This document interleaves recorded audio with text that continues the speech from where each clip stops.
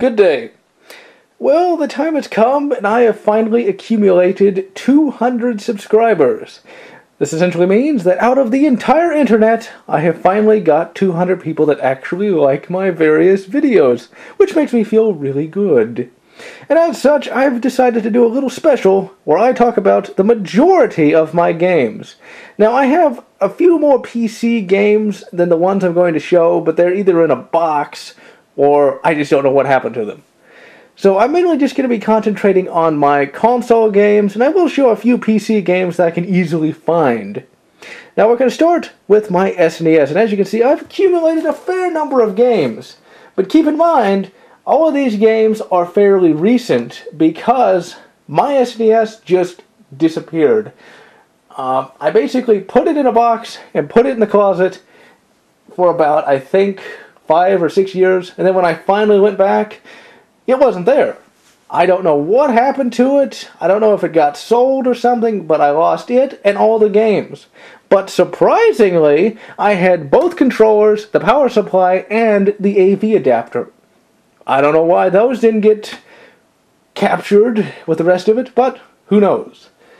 And so we're going to take a look at the games here. We've got RoboCop versus the Terminator. Now, I never actually owned this when it was new. I rented it a couple of times, and I rather liked it. Going back to it now, it's a little too difficult for my taste. It's kind of cheap in many respects. And you kill women in the first level. I don't like it. They're shooting at you and trying to actively kill you, but it's just, I don't feel right doing it, unfortunately.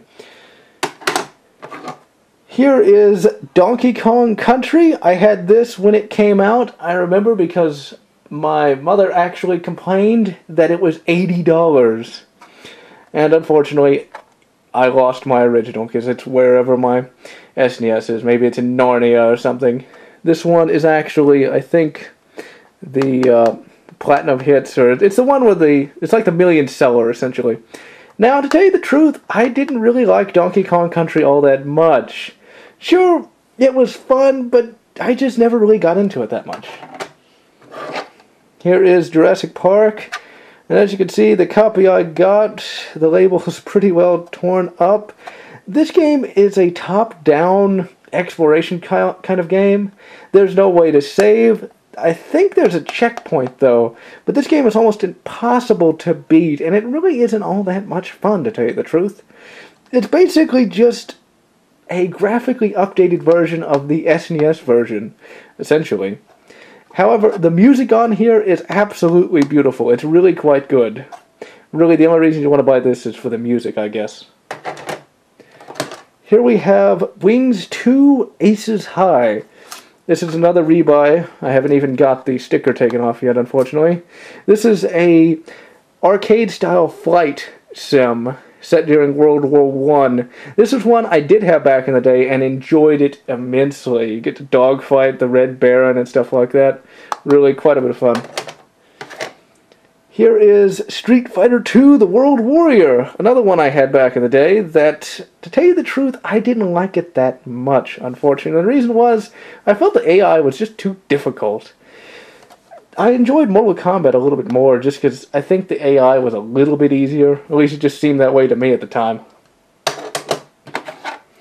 Here we have Jurassic Park Part 2, The Chaos Continues. I already did a video of this.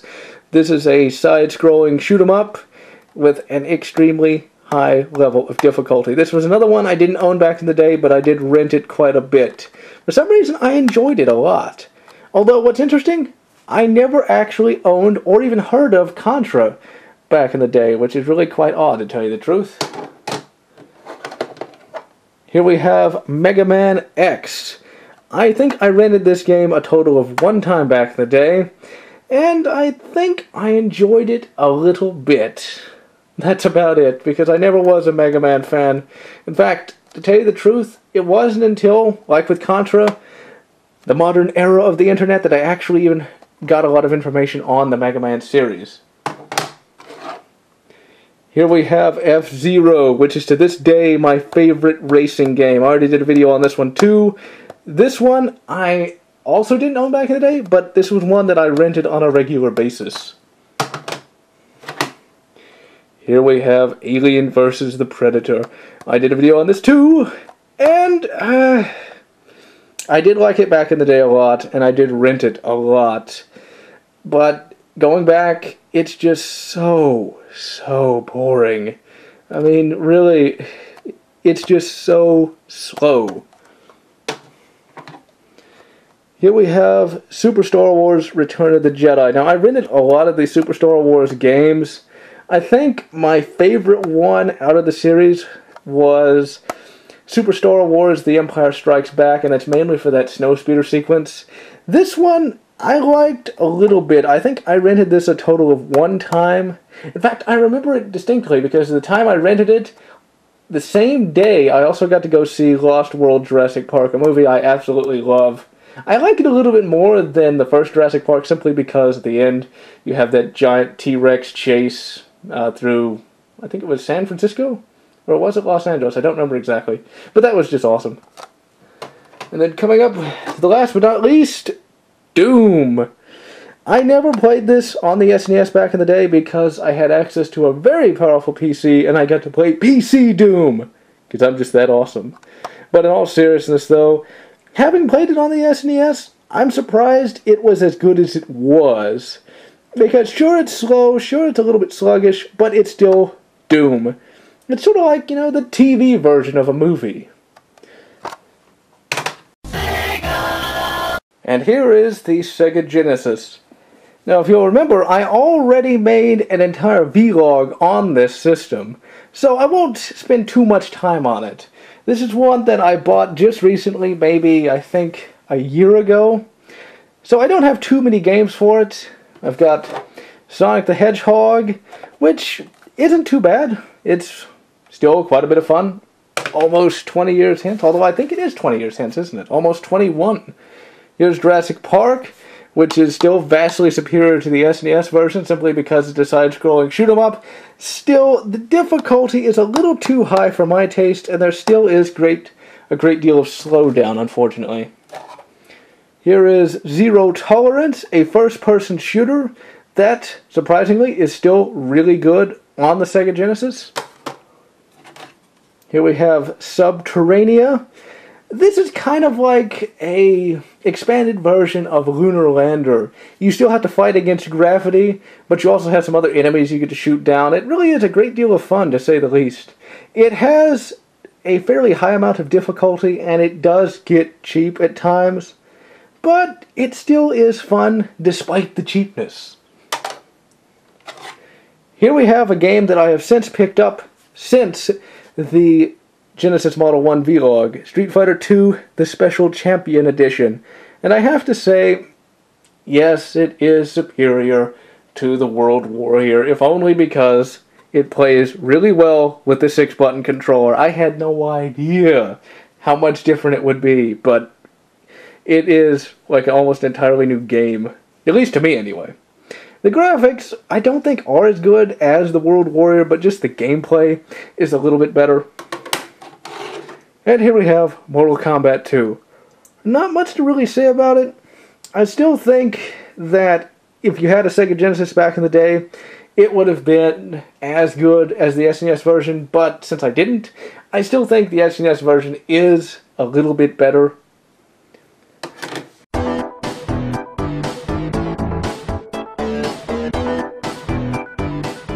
And I have to say, damn, that's a lot of games. The N64, I think, is the one console I have the most games for. Now, what I would learn later is that many people didn't look too favorably to the N64. I remember that back in the day, I didn't really like the PlayStation all that much. I felt that the graphics were a bit inferior. But, who cares? Let's take a look. We've got Wave Race 64. This was one of the games that I didn't particularly enjoy all that much. Basically, all you did was drive a jet ski, and back then, there's one thing I enjoyed doing that I still enjoy doing, and that's shooting things. We have here Turok the Dinosaur Hunter, one that I already did a video on. I actually got this after Turok 2. The first game I ever got for this system was Turok 2. And I have to say, I like this one a little bit less than Turok 2, unfortunately. Here we have 007, The World Is Not Enough. This was essentially a sequel to GoldenEye, because at least I feel that it was a sequel. This one was a first-person shooter that had fairly decent controls. There's one mission in this. It's a stealth mission that I about never beat. This was actually a game that I never actually completed because there's one level where you have to try to escape an explosion, and I never could. And as you can see, this price reflects the time period I bought it in. This was probably bought, probably 8 years ago, I think. Here we have F-Zero X. This is actually one I bought fairly recently. My original copy of F-Zero X was sold, and I don't even know what I spent the money on, to tell you the truth. This is a great game, but in the original F-Zero, you could drift a lot easier. Getting used to the drifting in this game takes some time, but the controls still are really quite good. And the frame rate is really impressive on the N64. I have here, and you'll have to excuse the cases, these things are positively ancient by now. We have Star Wars Episode 1, Battle of Naboo. This is one I bought when the N64 was starting to be phased out.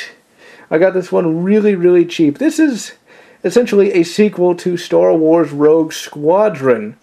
The draw distance is a lot further than it was in Rogue Squadron, and it's essentially the same as Rogue Squadron. It's a flight sim slash vehicle combat game that's actually pretty good, actually superior to the film it's based on. And we have Blockbuster, the video game. But in all reality, we've got Rogue Squadron. This one I actually got this one after Battle of Naboo, believe it or not. This is a game I really enjoyed as a kid, and it's a flight sim game. It's actually a straight flight sim rather than Battle of Naboo, where there's some vehicle stages. I got this one, I think, for $3. It's when Blockbuster stopped renting N64 games, and thus, that's why we have the Blockbuster case. Yeah. I don't know why it took me that long, but who cares, I say. Then we have Winback, Covert Operations. This is one of the last N64 games I ever got. This is a very odd game. I say odd because it's strange that it would be on the N64. This is a third-person tactical game, essentially. I mean, you can lean up against walls, and you really just can't attack things head-on. I think it was like one of the first of its kind on at least the N64. I mean, these days with the Tom Clancy series, that's pretty common, but at the time, for me anyway, I thought this was really quite new, to say the least. I'm running out of place to put it. And here we have, in a very nice state of disrepair, Army Men Air Combat. This is another, it's not really a flight sim, it's an arcade flying game of sorts. Basically fly helicopters and shoot things on the ground. This is part of the Army Men series that was made by 3DO.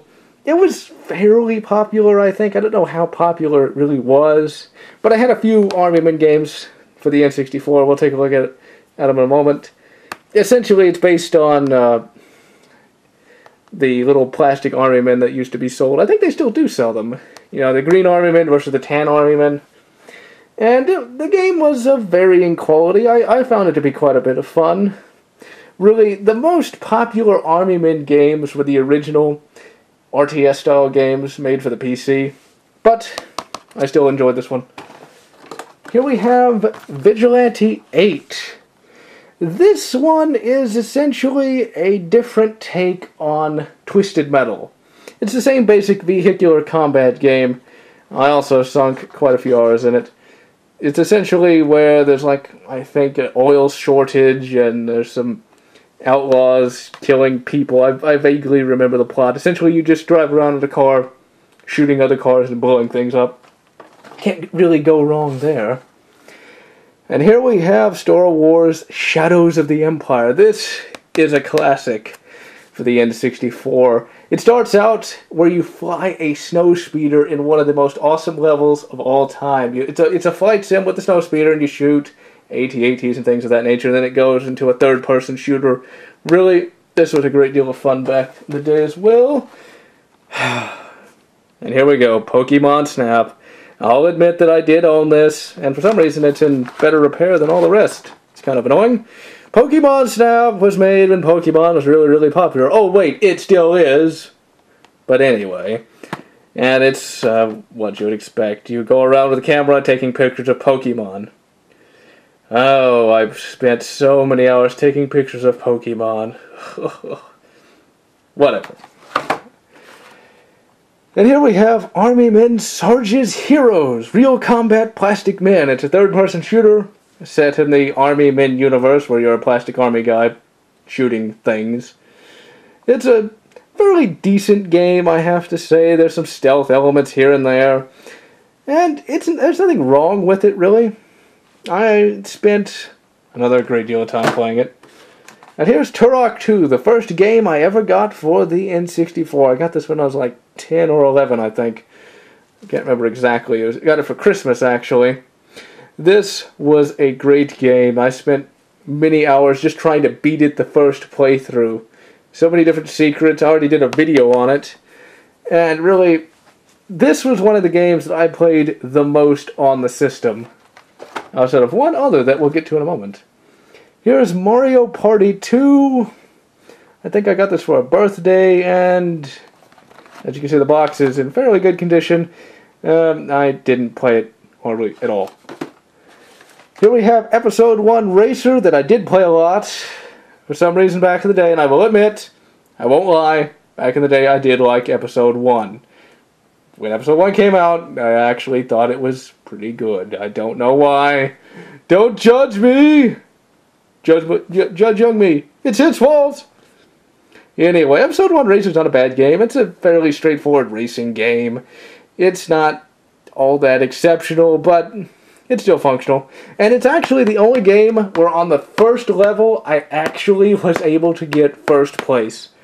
Which was very rare, and that's one of the reasons why I hate racing games, is because I could never really actually win. And here we have Super Mario 64. What can be said about it?